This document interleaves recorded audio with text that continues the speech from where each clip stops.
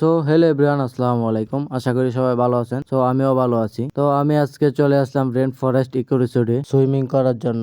আজ বাহিরে প্রচন্ড গরম, তাই ভাবলাম সুইমিং করা যাক। তাই সুইমিং করার জন্য এই রিসোর্টে চলে আসলাম। এই রিসোর্টে ঢোকার জন্য এন্ট্রি ফি 100 টাকা এবং সুইমিং করার জন্য এন্ট্রি ফি 300 টাকা দিয়ে টিকিট কেটে আমরা হাঁটতে হাঁটতে চলে যাচ্ছি সুইমিং পুলের কাছে। তো পাশেই দেখি বাস্কেটবল গ্রাউন্ড, এর সাথে দাঁড়িয়ে আছে এক বিশাল দানব। বাস্কেটবল গ্রাউন্ড থেকে একটু সামনে গেলে দেখতে পারবেন বিশাল 3টি হাতি, যেন জলজন্ত 3টি হাতি দাঁড়িয়ে আছে। এক কথায় অসাধারণ। এসব দেখতে দেখতে হাঁটতে হাঁটতে চলে যাচ্ছে সুইমিং পুলের কাছে। একটা জিনিস লক্ষ্য করলাম, যেমন রাস্তার দুই ধারে ফুল গাছ লাগানো, গাছ ভর্তি ফুল, এবং একটু সামনে খুবই সুন্দর দুটি জিরাফ দাঁড়িয়ে আছে। জিরাফ দেখা শেষ করে আমিও চলে আসলাম সুইমিং পুলের কাছে।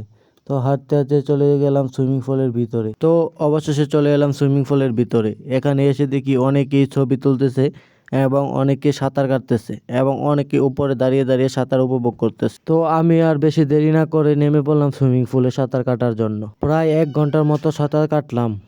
তো এখন সাঁতার কাটা শেষ।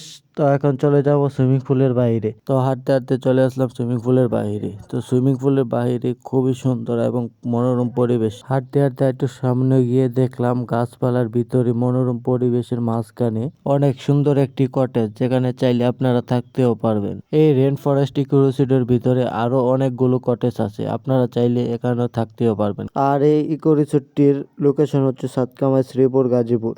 আপনারা যদি এই ইকো রিসোর্টে আসতে চান তো সর্বপ্রথম চলে আসতে হবে সাতকামাই। সাতকামাই থেকে একটু সামনে বর্মির রুটে আসার পরেই পেয়ে যাবেন এই রেন ফরেস্ট ইকো রিসোর্ট।